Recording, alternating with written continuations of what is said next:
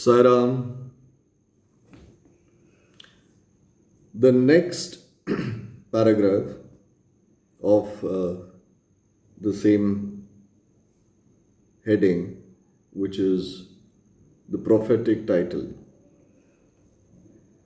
So this topic is about the hot discussion. So Shri Madripath, Shri Govind Raghunath Dhabolkar goes on to say, on the first day of my arrival in Shri, there was a discussion between me and Balasaheb Bhate regarding the necessity of a guru. I contended, goes on Shri Dhabolkar, why should we lose our freedom and submit to others? When we have to do our duty, why a guru is necessary? One must try his best and save himself. What can the guru do to a man who does nothing but sleeps indolently? Thus I pleaded free will. While Mr. Bhate took up the other side, for example, destiny, and said, whatever is bound to happen must happen. Even great men have failed. Man proposes one way, but God disposes the other way. Brush aside your cleverness, pride, or egoism, won't help you. This discussion with all its pros and cons went on for an hour or so. And as usual, no conclusion was arrived at. We had to stop the discussion ultimately as we were exhausted. The net result of this was that I lost my peace of mind and found that unless there is a strong body consciousness and egoism, there would be no discussion. In other words, it is egoism which breeds a discussion. Now, first we need to understand, when did this discussion occur? We know, rest aside the first chapter where Shri Dhabolkar experiences his, first visit to Dwarka Mai, where Baba grinds the wheat and whatever we have heard about, we have read about and discussed about. Resting that aside, now what we are trying to understand is this discussion between Balasaheb Bhate and Shri Govind Raghunath Dhabolkar. When did this happen? Was it before Shri Dhabolkar has his first meeting or first interaction with Baba, where he touches his feet and has a life-altering experience? Or was it after that? Simple logic, obviously this discussion has occurred before. Even before Baba goes and meets Baba. Shri Dhabolkar goes and meets Baba, who was right in the corner. Because the moment Shri Dhabolkar goes and touches the feet of Baba, his thought processes and his life and everything changes. So this argument has occurred before Shri Dhabolkar meets Shri Sainath Maharaj, right, our Baba. So that's one point to be observed. Second, we get to the subject, where what is happening between Shri Bhate and Shri Dhabolkar, the hot discussion. What is the reason behind it? Why this discussion has been inconclusive? And why both of them give up? They argue for more than an hour. Why both of them give up and they resign to the fact that it is inconclusive and then carry on? Both of them are disturbed. They've lost their peace of mind. Now, this is something which we all go through in our lives. Satcharitra is a life-altering experience. It teaches us how to live our lives. Each story. Most of us, many of us, or almost all of us, when we go for a discussion, when we want to talk about some subject, or try to discuss and deliberate and arrive at a conclusion to understand the subject better, we don't do that. What we go with is our ego. We have an opinion. We feel our opinion is the best. We feel our opinion and our approach is the best. And that is perfect. Our understanding is perfect. So we don't go into a conversation with others in order to find a proper or the righteous or intellectually convincing answer. Rather, we go to argue. We are there to argue and, more importantly, prove our point that we are right. I am right. My argument is correct. What you are saying is rubbish. With that ego is what we go into a conversation, not with an open mind. The difference is, first one, the egoistic man who gets into a conversation with others is a buddhivadi. He is only there to argue. He is only there to argue, and he is a buddhijivi also. He will survive on his arguments. They are different. बुद्धिवाद वाद करते जाओ वाद करते जाओ. There is no conclusion, only argument, because you have what is at the back of your mind called the ego. What I feel is right, what I think is right. So that is the reason why they never had a conclusion to this conversation they had. Necessity of a guru. Sridharakar is dispersing. Though he is drawn to Shri, Baba has drawn to his abode. Of course, everything changes on the same day. But his argument is that there is no necessity of a guru. It touches a point of arrogance where he even insults the guru by saying, Guru is always sleeping and he's in a slumber. What good can he do? We have to look after ourselves and this and that. Whereas the other argument, what Sri Bhatte is saying is that forget Guru, forget anything, this is destiny. Once there is destiny, nobody can change the destiny. So there is no point in all these discussions. Man proposes, God disposes and goes on and he, brushes aside the opinion. He says, don't use your cleverness, pride or egoism, that won't help you, and so on and so forth. So both of them have their own raw, unbaked opinion about necessity of a guru. The hot discussion rather. The very fact that they have this confusion is why it is very clear that there is a necessity of a guru. The very fact that this conversation or the argument was inconclusive says that there is a necessity of a guru. Because these kind of arguments is not in the minds of Sridharakar or Mr. Bhatte in most of the seekers. Let us not deny the fact. These thoughts would have even crossed our minds. We also would have said, everything is predestined.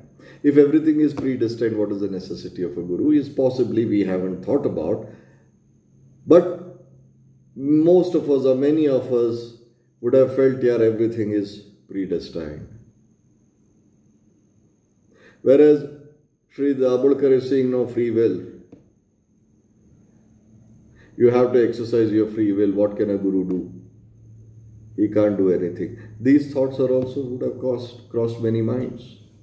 These are all not the thoughts of Sri Dabholkar and Sri Bhate. It is of most of the devotees. It is of the mankind itself, who are believers. So Satcharitra is an indicator of all our minds, all our thoughts, all our experiences, not just of theirs. It is just a story which we just read, we don't dive deep into. Now, the very fact that these two do not have the conclusion to their argument goes on to say that there is a necessity of a guru. Now let us go into the opinion of Sri Dabholkar. What he says, that guru is of no use because he has experienced that his friend who was trying to seek the help of his guru in order to heal his, in order to heal his son, which was of no avail. We discussed about that in the previous video. So with that experience and background, Sri Dabholkar is saying, yeah, there's no point in having a guru. Why should we lose our liberty and freedom? Why should we be submissive? Why should we submit ourselves to someone who does nothing but sleeps in the name of meditation? What is the point? So that is the ego of Sri Dabholkar. Whereas the other argument is like everything is predestined. So, but the question which arises in our mind, these two gentlemen are having this argument sitting in the abode of Guru. Both of them have travelled from their native lands to Shirdi, the abode of Guru Samrat, and there they are having this discussion. Again, these thoughts in their minds is not their own. These thoughts and these arguments and these hot discussions that have occurred, which is being mentioned here, is for us. Because these questions would have crossed most of the minds or many minds. Now, an answer to all these things is written subsequently, but just by bypassing, I would only say, whether the guru is necessary or not, or should we depend only on the destiny and not in guru, not in any of the prayers, not in any of the meditations or yoga sadhanas? The answer is to understand your guru, not your guru. To understand the tattva called the guru, the essence or the excerpt or the saransh of what a guru is. I choose to agree with Sri Dabholkar. Guru does nothing. True. We have always maintained. Baba himself has said that I do nothing. I don't give you any jnana or anything new. You are born with everything. But the only difference is what you are born with has got the mud, the muck, lot of confusions, which has covered your thoughts. A guru, as a guru, I only clean that so that you will progress spiritually and you understand the path better or perfect. That is all a guru does. So to that extent, I do agree with Sri Dabholkar. He does nothing but opens up what is already in you. So that is one argument. Whereas if we have to depend on the destiny, everything is predestined, trust me, you don't have to do anything. Go with the flow. There is this state of confusion in most of the minds whether to believe in destiny. If you are a firm believer of destiny, then do nothing. Everything is predestined. We do nothing, just go with the flow. No? Why should we worship? Why should we do our yoga sadhana? Now, एक पाखंड बात आती है. ये जो हम कर रहे हैं, even that is written in the destiny.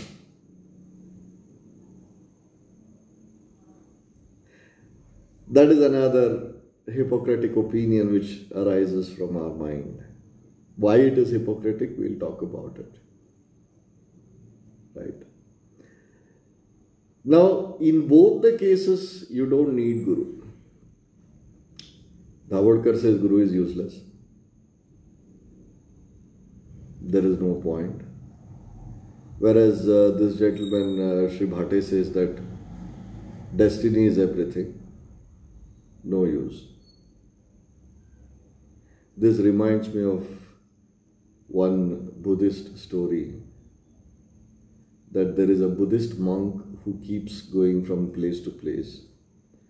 And a Buddhist monk doesn't stay in any place. Any monk, any yogi doesn't stay in a place for more than 2 months. That is as per the Shastras. So there is one old Buddhist, very evolved Buddhist monk traveling from one place to another. He goes to a place and he sits there in that local, in that city. And there is one highly intelligent, a professor of the university of the local, kingdom, of that kingdom, sorry. So he's seeking an appointment to meet this Buddhist monk. So this monk is reluctant, yet he says, I can't say no if somebody wants to meet me. So he says, let him come. So that man is so intelligent, so perfect, so knowledgeable. He comes and he starts. He starts his Vyakhyan. He starts his argument about himself. Then the monk says, just wait for a minute, please just take a break. And he calls for the tea, to serve him tea. He keeps 2 empty cups and a pot of tea is brought there. A monk pours tea into 1 cup to the brim, to the fullest, and then he starts pouring into the other cup, and the tea gets filled up, but he continues to pour. He doesn't stop. The tea is overflowing, but still that monk is pouring the tea into that cup. And that professor says, what are you doing? The cup is full of tea. Why are you continuously pouring? That's when the monk stops and he tells, the difference between you and me is this. You have come to me with a filled cup, like that teacup which got filled up. You come to me like this. Whereas here mine is empty. I am ready to listen. I am ready to discuss. I am ready to deliberate. I am ready to change my opinion also. But you come with a preconceived notion just to prove your point. So that is the example of this overflowing. If you don't have space in your thoughts, in your mind and in your heart to absorb a new argument, discuss, deliberate, apply your intellect and logic. If it is true, accept it. If it is not acceptable, don't insult, dismiss it, and you move on. So that is how a yogi moves on. Here the problem is, both of these guys were 2 cups of tea full. How much ever you pour, nothing gets in because they are already full. So in order to absorb something new, you have to have space in your mind and your thoughts and your emotions. That is what is the example here given. So we will go ahead with the further thing and see another thing. We go by the word called logic, tarka, all the time as Saipanth is. We have to apply logic in order to get intellectually convincing answers to our spiritual question, spiritual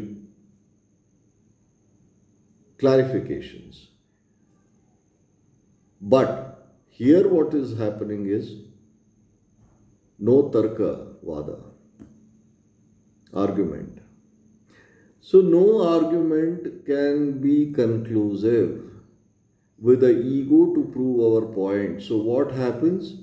It will remain inconclusive. There will be bad blood. Relationships get spoiled.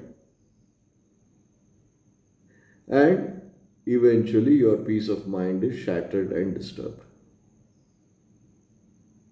So the best thing to do in a situation in our day-to-day lives where instead of getting into an argument, such kind of people who are coming to you with prefixed notions and ego, quietly walk away. Like that senior Buddhist monk did. He quietly said, okay, move on. No point. Argument will lead you nowhere. So people who are ready to discuss with you, there is point in discussing. In any subject, don't just restrict this to your spiritual progression only. In life, somebody wants to come to discuss with you, please come. Somebody comes with an open mind to accept and discuss and deliberate, please. Otherwise, don't waste your time. That's what is the essence. That's the takeaway from this particular chapter, this particular paragraphs. There is no point. Just move on. Otherwise, you will become like Dhabolkar, where he loses his peace of mind. So the net result of this was that I lost my peace of mind and found that unless there is a strong body consciousness and egoism, there would be no discussion. In other words, it is egoism that breeds discussion. Ahankar, not the aham, which breeds. So there is no point in it and it goes on. Now we move forward. Then when we went to the masjid with others, Baba asked Kaka Sahib Dikshit the following. Please, I seek your attention here. Baba says, what was going on in the Sathewada? What was the discussion about? And staring at me, that is, Baba is staring at Sri Dhabolkar, Baba further added, what did this Hemad Panth say? The word first time Baba uses Hemad Panth at this point of time here. The significant and prophetic title called Madripath or Hemad Panth. Baba bestows upon Sri Dhabolkar at this point of time where Sri Dhabolkar is in a state of mind where he is still discussing and deliberating within himself and with others whether there is a necessity of a guru or not. Love of guru, it displays how much a guru loves us. They are fighting like children. Guru doesn't bother. Even if it touches an element of or a borderline of an insult, like there is no necessity of a guru, he is always in sleep and slumber. It is a kind of a very underlying insult. And he also dismisses even the necessity of a guru. Despite that, the guru says, come, I know. Smilingly, he stares at Sri Dhabolkar and says that, what did this Hemad Panth say? It only shows about 2-3 things, the compassion of Guru, omnipresence of Guru, omnipotency of Guru. Guru is with you and within you. He is your indwelling entity. He is not outside of you. He knows your thoughts. He knows your emotions. He knows your acts. He knows your deeds. There is no privacy. I am so sorry to say that you don't have privacy. But does not mean that your Guru will snoop around.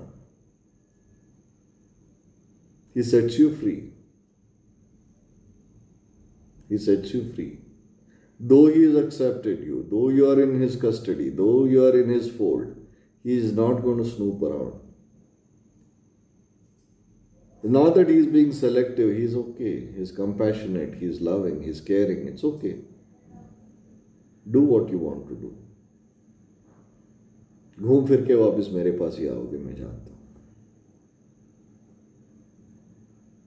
So, the compassion of Guru, despite that kind of a strong opinion of an elderly gentleman called Sri Dhabolkar, Baba says, it's okay, come here. He draws him to himself. And he says, hearing these words, I was much surprised. Sri Dhabolkar goes on. The masjid was at a considerable distance from Sathewada, where I was staying, and where the discussion was going on. How could Baba know our discussion unless he be omniscient and inner ruler of us all? What I just said, he is omniscient, he is omnipotent, he is omnipresent, he is with you, he is within you. Here another thing which we have to observe, the thoughts in the mind of Sri Dhabolkar is also planted by Guru. The thoughts in the mind of Sri Sathe is also planted by your Guru. Reason for the generations to come, they need to understand. These thoughts have crossed everybody's mind. These thoughts will come to everybody. That if it is destiny is everything, if everything is predestined, there is no point. That is one. And Sri Dhabolkar says that the other point of view where he says that we cannot give up our freedom and liberty, we have to exercise our free will. And both kids are talking in the abode of Guru. They have traveled to the Guru and talking about this point in itself is very interesting. So the necessity of a Guru is further in this particular chapter, so we'll reach there. So we know for a fact that the inner ruler of ours is our Guru, Sri Sainath Maharaj, omnipresent, omnipotent, omniscient. I'm repeating myself. Sorry, you have no privacy. He knows everything. Possibly you won't know about yourself as much as your Guru knows about you. Not possibly, certainly, because he knows your past. He knows your past birth. He knows your Sanchita Karma. He knows everything. He knows your Sanchita Karma which is accumulated. Prarabdha Karma, the one which you have committed in this birth and what you are enjoying the results and fruits of it or suffering for it. Your Vartamana Karma, which you are doing right now, the contemporary, right now what you are doing. Suchita Karma, what you instruct and get it done. He knows everything. So, you don't have any privacy. None of us have any privacy. Let's face that fact. So, it goes on. So, Sri Dhabolkar at that point of time understands, and he was surprised. I began to think why Sai Baba should call me by the name Madripath. The word is distorted form of Madripath. This Madripath was a well-known minister of the kings Mahadeva and Ramadeva of Devagiri of Yadav dynasty. He was very learned, good-natured, and the author of works such as Chaturvarga Chintamani, dealing with the spiritual subjects, and Raja Prashasti, the administration of the king. He invented and started new methods of accounts and was the originator of Modi, Mudhi or Modi or whatever, Marathi shorthand script, Modi script, which is Marathi shorthand script. But I was quite the opposite. An ignominious and a mediocre intellect. So I could not understand why the name or the title was conferred upon me. But thinking seriously upon it, I thought that the title was a dart to destroy my ego so that I should always remain meek and humble. It was also a compliment paid to me for the cleverness in the discussion. Look into history, we think that Baba's word, calling Sridharakar by the name of Madripath, was significant and prophetic, as we find that he looked after the management of Sai Sansthan very intelligently, kept all the accounts properly, and was also the author of such a good work, Sai Satcharitra, which deals with such important and spiritual subjects as dhyana, bhakti, dispassion, self-surrender, and self-realization.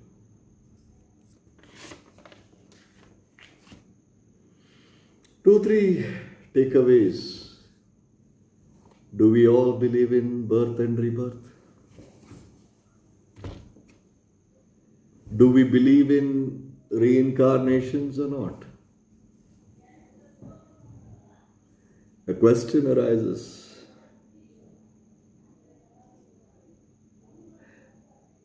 So do we accept that there is a birth and rebirth or not? Is there rebirth at all or not? Now, the answer is very simple. Baba has made it very clear here. There is birth and rebirth, birth and rebirth. Cycle of life and death is eternal. There is no doubt about it. Have no doubts about it. As long as there is karma phala, there is birth. There is a statement in astrology. Na karma phale na janme, na doshe na jatake. Means, without karma and karma phala, there is no birth. But karma and karma phala is there. Birth and rebirth. Na doshe na jatake, there is no horoscope which is flawless. The flaws in horoscope is basically an experience of your life based on your sanchita karma, which includes your sufferings and as well as your joy. So there is no doubt about this karma and karma phala. Have no doubts about it. Have no doubts about birth and rebirth, it is for sure. Now Sri Dhabolkar goes on to say that who Sri Madripath was. He was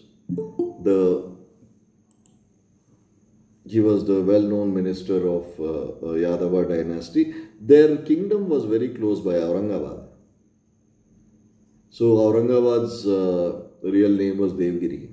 There is a Devgiri fort. So they were the kings there. And their prime minister was Sri Madripath. So in our regular day-to-day conversations, Madripath called as Madripath. Right? Now, if you go dive deep into this, 2-3 things. We need to understand who Madripath was. He was highly intelligent, extremely capable, a perfect prime minister who was who had mastery in administrative skills. He used to run the kingdom of the Yadava dynasty of Devgiri. And he also invented, he was so intelligent that he invented a Marathi shorthand called Modi script. And also he was an author of certain wonderful works, which is Chaturvarga Chintamani, dealing with the spiritual subjects, and Raja Prashasti, which is administrative subject, how to run the government. Such an intelligent man. Now the question comes back, was Shri Madripath's reincarnation was Shri Dhabolkar? Or was it a symbolic title that he is going to be doing something similar to what Shri Madripath did? This doubt comes. For this we need to understand, to get a clarity on whether Shri Dhabolkar was a reincarnation or rebirth of Shri Madripath. So we will just take a step aside. Let us first understand when the divine descends for the welfare of its devotees and disciples. Yada yada hi adharmasya glanirбhavati bharata abhyutthanam adharmasya tadatmanam srijamyaham परित्राणाय साधूनां विनाशाय च दुष्कृत धर्म संस्थापनार्थाय संभवामि युगे युगे. Krishna says, whenever there is a rise of adharma, when adharma becomes the law of the land, when people lose the direction of dharma, and to protect the innocent believers and seekers, and to bring the confused people to the righteous path, and in order to also punish the sinners. The definition is, punishing the sinners doesn't mean that killing them or punishing them or beating them. It is not going to help. Changing their thoughts towards righteousness is the definition of divine punishment. It is not to hit them or punish them like what we define and understand. That is not how the divine works. Changing them, but if it is incorrigible, ending them, ending their presence on earth. That is the cause of divine. That is the definition of divine's punishment, not that what we talk about. Please understand, law and dharma are two different things. Law can always alter, change and evolve. Dharma is consistent. Dharma samsthapanarthaya sambhavami yuge. I keep coming in different forms and forms at every brief interval, as and when necessary. Now when the dharma samsthapana has to happen,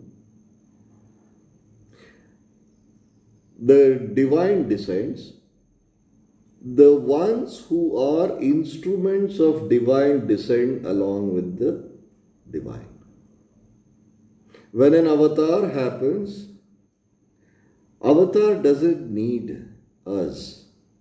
Us as in we as an entity with an ego. He doesn't need us. He is already descended with his instruments. We have to qualify ourselves to become instruments and practice instrumental devotion. So now, let us specifically take Baba's descent on earth.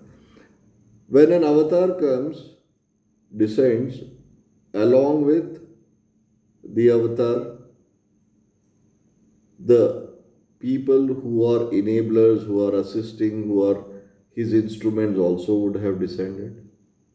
Some would have descended before the avatar arrives. Some will descend after the avatar sheds the body. And that process continues. It's a present continuous tense where the descent or the avatars or the birth of his instruments is a consistent process as long as the gospel and the doctrine of his teaching remains. Now we come specifically to Shri Madripath. Madripath urf Shri Govinda Raghunath Dhabolkar, have no doubts, was the rebirth of Shri Madripath. Dhabolkar was a rebirth or birth of Shri Madripath. Why? A qualified soul with the sanskara. Sanskara is what you come with. Attributes, administrative skills, intellect, logic,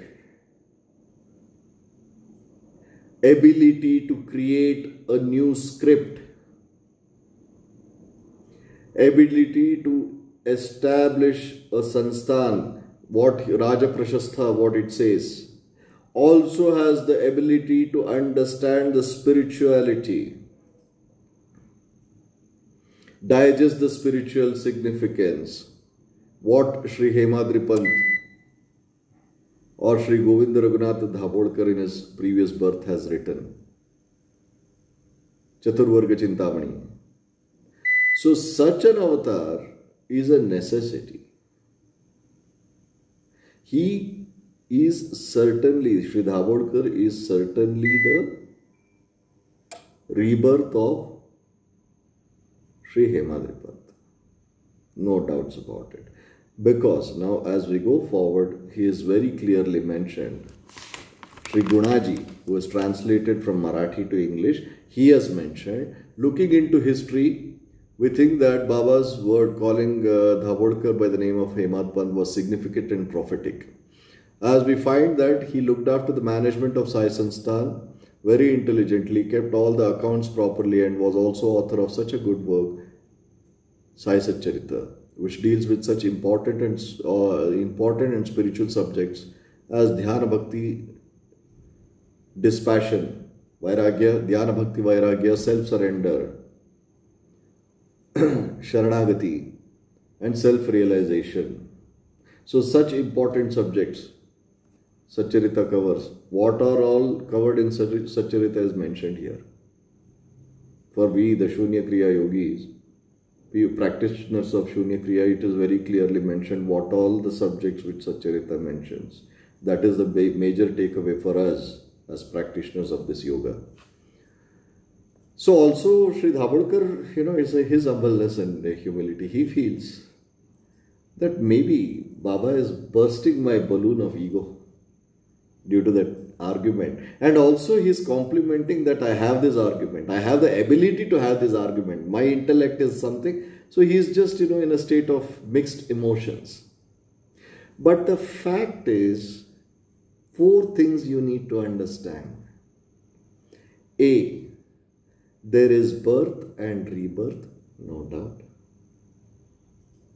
2, Shri Dhabolkar was the rebirth of Shri Madripath. 3, why Shri Dhabolkar came to Shirdi to serve the cause of Baba? Because he was chosen by the divine, the master when he descended, as his instrument to serve the cause of the divine, because he was so spiritually evolved and intellectually evolved that the divine chose the soul to come and serve. 4th, Baba knows everything. Baba knows everything. As I just mentioned some time ago, your past birth, your past karma, your karma phala, see the karma phala of Shri Dhabolkar, of being such a highly intellectual man and such a good administrator, is why Baba chose him to come and serve the cause of the divine. So this is 4-5 takeaways, and most important for we the Shunya Kriya practitioners or the yogis is that here Baba has Sri Dhabolkar and Sri Gunaji here. We have to recognize the fact that this is mentioned by Sri Gunaji, who's translated the Marathi Satcharitra into English, where he says that dhyana,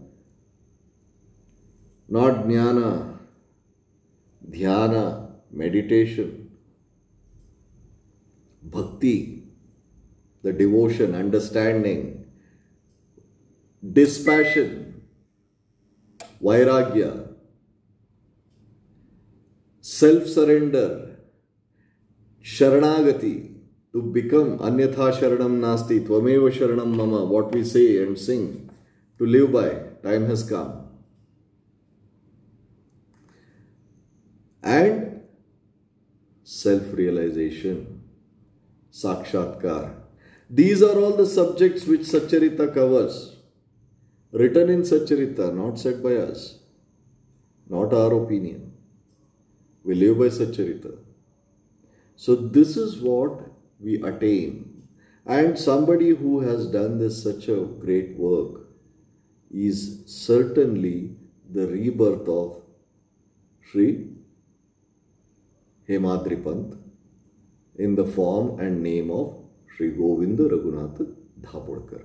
Henceforth, as we go forward in Satcharitra deciphering and understanding,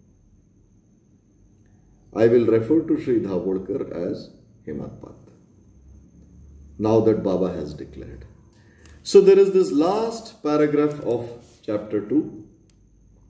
Let us complete this. About the necessity of a guru, I had saved the best for the last.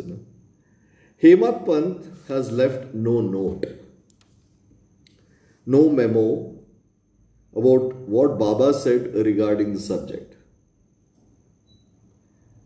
But Kaka Sahib Dikshit has published his notes regarding this matter. Independently he has published. Next day, after Madripath's meeting with Sai Baba, Kaka Sahib went to Baba and asked, very beautifully, very innocent, very, just like the way Baba mysteriously works, even he is asking a very mystic questions. He says, Baba, where to go? In Marathi, it's beautiful. Baba, kude jaitsa?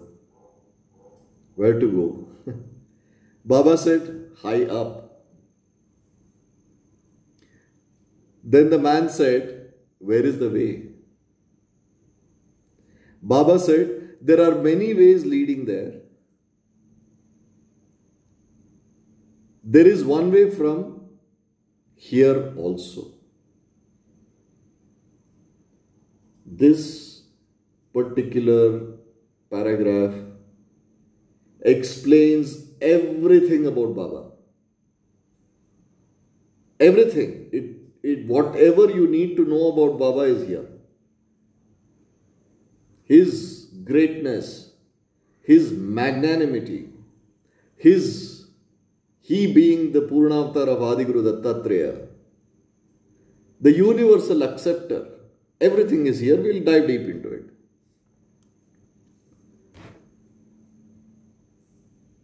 The way is difficult.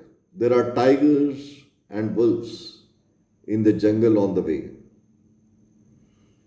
Kaka Sahib asks, but Baba, what if we take a guide with us? Baba answered, then there is no difficulty. The guide will take you straight to your destination, avoiding the wolves, tigers and ditches, etc. on the way. If there be no guide, there is the danger of you are being lost in the jungle or falling into ditches. Mr. Dhabolkar was present on this occasion and he thought that this was the answer Baba gave to the question whether Guru was necessary. This is written in Sai Leela magazine, volume 1, number 5, page 47. And he thereupon took the hint that no discussion whether man is free or bound is of any use in spiritual matters. But on the contrary, real Paramatma is possible only as the result of the teachings of the Guru. As is illustrated in this chapter of the original work, in the instances of great avatars like Rama and Krishna, who had to submit themselves to their gurus, Vasishtha and Sandipani respectively, or getting realization and that the only virtues necessary for such progress are faith and patience. This paragraph, probably, in my opinion, humble opinion, completely declares the gospel and doctrine of Shirdi. All the teachings of Sri Sai Maharaj in just one small paragraph. So Madripath has left no note particularly. So this is added by Sri Gunaji, taking it from Sai Leela magazine. So the mysterious question and answer session, rapid fire types, where to go, high up. So he is asking like, what next? I am a seeker, I have come here. So where to go? High up. What is high up? We know, it's very simple. Is to evolve. To evolve to what? To what extent? What is evolution? To evolve from within to supreme. Who is supreme? Is you. Who is going to evolve? Is you. Who is going to take the travel? Is you. But how are you going to do it? There are so many confusions. Worldly existence, what he refers to as there are wolves and tigers in the jungle. Jungle in itself is this worldly existence. The Maya. Kama, Krodha, Lobha, Moha, Mada, Matsarya. The Arishad Vargas. Wolves and tigers. The temptations, false gurus, egoistic people, misguiding you, taking you here and there. These false gurus are staring at your pocket and or massaging their own egos. And what we are doing, following these false gurus, is also, we are equally responsible as stupid seekers, if we are stupid. We think that we can pay money and get sakshatkar. Mandbuddhi. ना भगवान बिकता है, ना गुरु बिकता है, ना योग साधना बिकती है. पैसे से आप कुछ नहीं खरीद सकते हो. इतना जान लो, with money you can't buy God, you can't buy your sadhana, you can't evolve, you can't get sakshatkar, you can't get moksha, you can't get anything with the stupid thing that you call as money, which you have created as mankind. You think you can buy? By getting into these package deals that these idiots are offering. I'm sorry, excuse my language. It really, really annoys me. Give me money, I'll give you sakshatkar. Really? Not just in Hindu dharma. Don't get me wrong about fake gurus and fake, imposters all over the world right now. Even historically, time immemorial, in Vatican, people have sold place in heaven. There used to be coupons sold in Vatican. That you give X amount of money, we will write, the Pope will write and sign and give it to you that you have a place in heaven. This is true, huh? This is recorded. These kind of idiots all over the world, all religion. Mind is dead, or we are more egoistic and so arrogant that we don't understand that money cannot buy you God, or self-realization, or a place in so-called heaven and hell. Imaginary concepts. First of all, heaven and hell is an imaginary concept, and they are going to give you a place in that imaginary place. And for that they are going to charge you money. भगवान को और गुरु को भिखाऊ समझे है क्या? योग साधना को हम लोग भिखाऊ समझे हैं? Are we, I mean, I don't think we are stupid and idiots. I mean, these so-called seekers, they are so arrogant. They are so egoistic and arrogant that they throw money and buy Guru and Guru's grace. Really?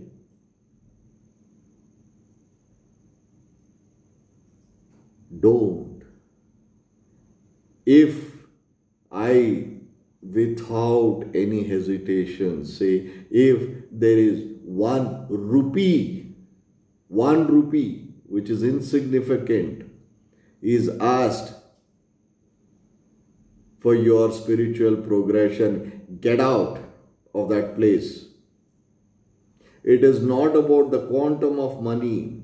It's the concept of selling spirituality, which clearly states, just get out of that place. Do not, however so-called, evolved that Guru is.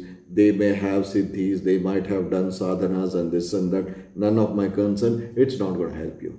Na Guru बिकता है, ना भक्ति बिकती है, ना योग साधना बिकती है, ना भगवान बिकता है.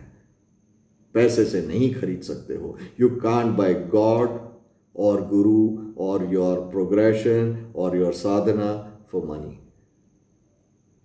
No. Sorry. You want to live in fool's paradise? Enjoy. I told you last time also that there is one of the paths here where he gives you titles. First he takes your money, gives you packages, and he'll say, I am going to give you the power to bless. You are a rishi. You are a maharshi. You are a avadut. Titles, ego, massage, perfect marketing. Such people think that with money they can become great rishis and maharshis. Insulting Vasishta, Vishwamitra, Yajnavalkya, Bhrigu, Atri, Valmiki, what kind of rishis and maharshis they were, and these guys are getting the titles of rishi. I can be extremely brutal in my language, but I choose not to because my father doesn't endorse that. My Guru doesn't endorse that. Not judging. Mantras in their names. I am not angry with them. I am not annoyed. This is karma. The way they are going to suffer. The way they are going to regress. Both that so-called seekers and both the so-called those gurus. Their births after this birth as beggars, as lepers, as destitute on the streets, as eunuchs. Their regression is unbearable. Out of empathy I am saying, not out of anger. I am not angry at all. My reaction may be sound like an angry reaction, but trust me, I am not at all annoyed or angry. I just feel sorry for both of them. The seeker who thinks that he can buy self-realization and Guru's grace, and that self-appointed Guru who is staring at the pockets of the seeker. How much are they going to regress? They are going to destroy themselves. Regress further and further. Let us thank our Guru that he has drawn us to the holy path and holy land of Shirdi. He has kept us safely in his custody. And he is progressing us beautifully. Going forward, so he says here this whole interaction between Kaka Sahib Dikshit and Baba speaks about the necessity of Guru. Then he says, here Baba hasn't mentioned about fake Gurus, but I just added. So he says that The path is very dangerous, very treacherous. There are these animals, wild animals. First of all, the travel itself is in the jungle. Jungle means the Arishad Vargas and the worldly life that we live in with all these confusions and all those things. If you go with a guide who's Guru, you don't have to worry. You'll straight reach your destination. He'll straight take you there. He has traveled that path so many times. He has come in that path to take you there. Rather, he has invented that path. I would go on to say that he himself is that path. So stick to your Guru.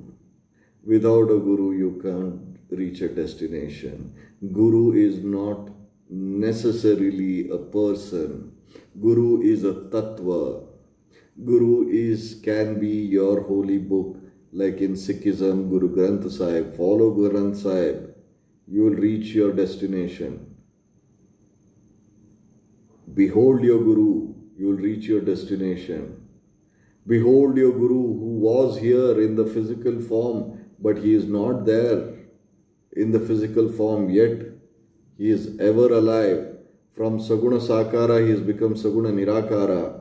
Behold him, worship him. He will take you to your destination.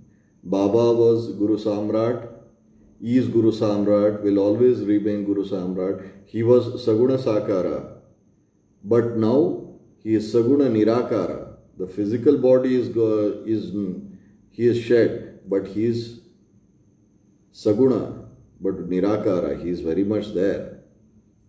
No Akara, but he is there. So stick to him, stick to Sadgurus. Shri Ramana Maharshi, Shri Gajanana Maharaj, Shri Swami Samartha, Akkalkut Maharaj, Paramahansa Yogananda, Yukteswargiri, Lahiri Mahashay, Mahatar Babaji, the path shown by them. Stick to them, you will reach your destination. Don't, when there is money involved, get out. As brutal as it may sound, just get out. No point. You want to go have fun as a spiritual retreat and, package deals. Instead of going to a resort, go to their ashram, have fun and come back, I have no problem. Otherwise, if you don't fool yourself that with money you can buy moksha. आपका गुरु नहीं बिकता है, आपका मोक्ष नहीं बिकती है. Self-realization is not up for sale, I'm sorry. So that's what Baba says, that if there is no guide, there is the danger of you being lost in the jungles, obviously, and falling into ditches. Definition of Guru is just explained. Necessity of Guru is also explained. So Dhabolkar was present at this point. He gets his answer, the argument that he has, and he gets his answer for that necessity of a Guru. Baba always spoke in a very mysterious way. So this is how he says.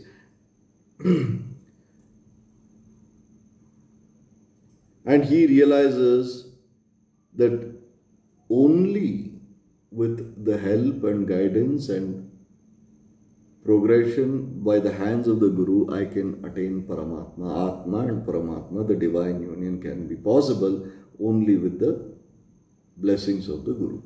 That's what Sri Dhabolkar realizes.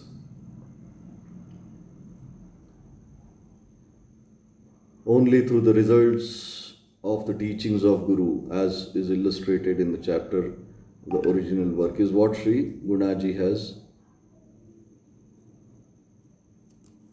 declared. Now, two more points before we conclude this chapter 2. 1. Great avatars. There are three types of avatars. We talked about Karanavatar, Anshavatar, Purnavatar. Karanavatar come for the specific work, they complete their work and they go off. Many Karanavatars are there. Ansha avatar, they come with the divine entity and thyself as a conscious. Still Dvaita exists. So they enjoy the distance between divine and thyself in a higher realm. So Ansha of God becomes one with that entity and they come. Ansha avatar. Then comes the Purna avatar. Purna avatar are actually very few. There are, of course, but there are not many. Lord Rama, Lord Krishna, Purna avatar of Vishnu, they descended. But even the Purna avatar, when they take a human form, they need a guru. That's what Baba has said.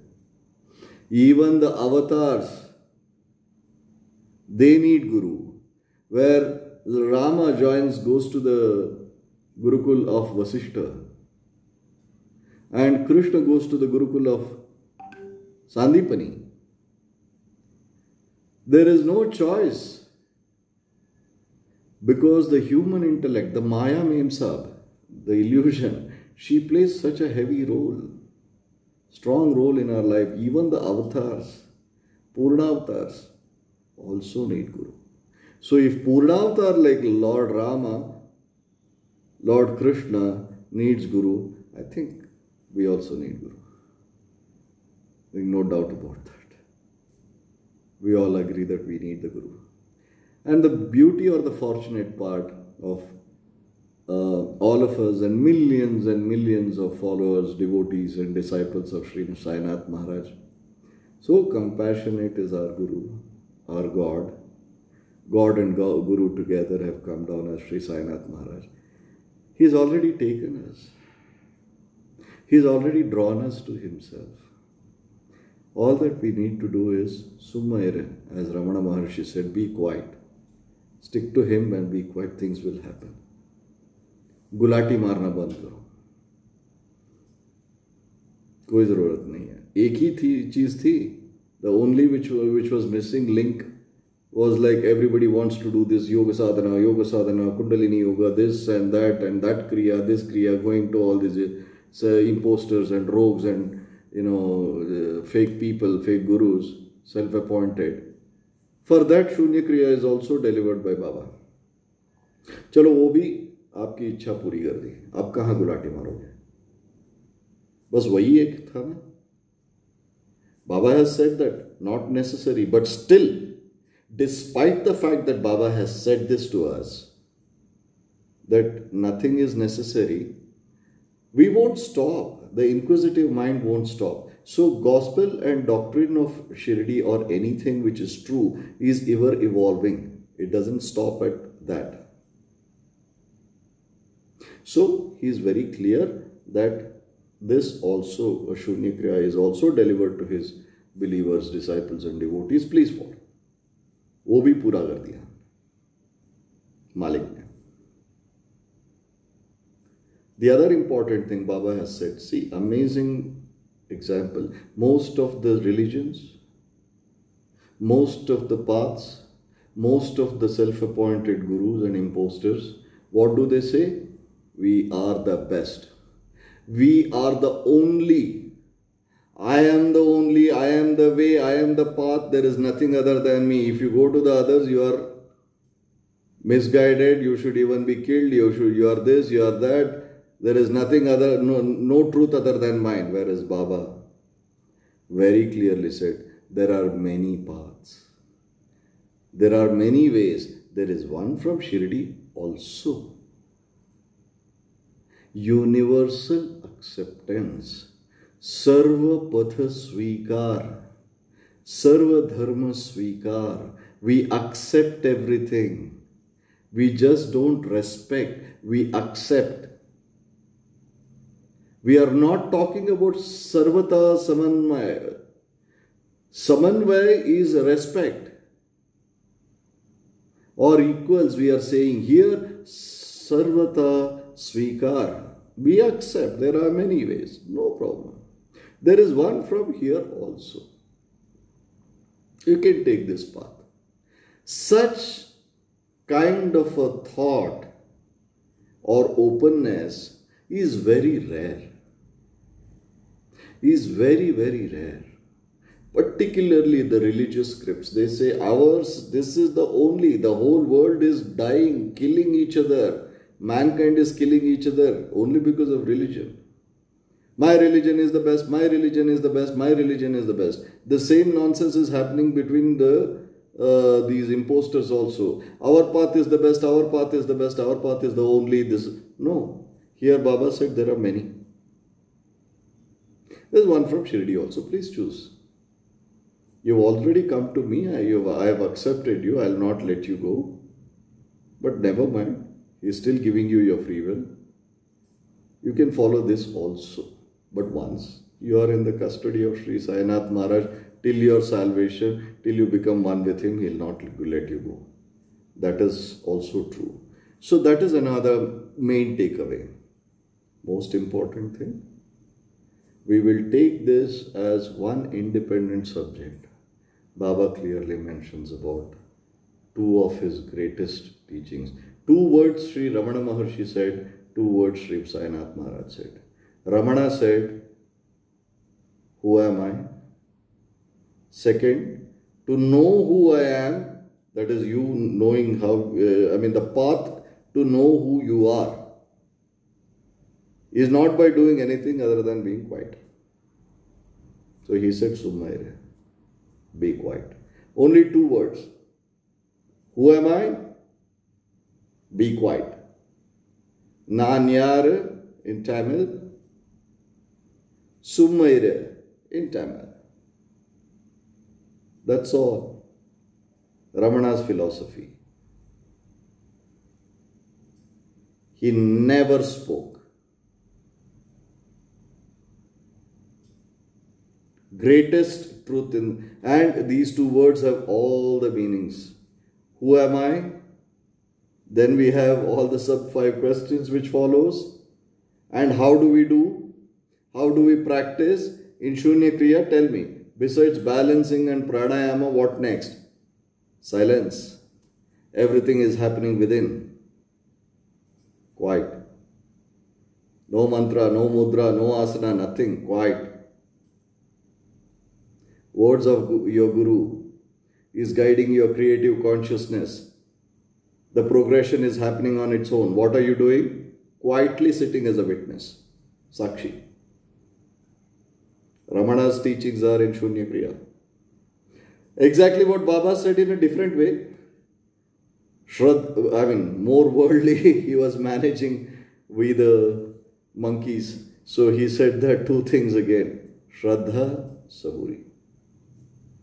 Devotion. Have faith and devotion in me. Please. When you have faith, you're quiet. We don't display. We believe, we have faith.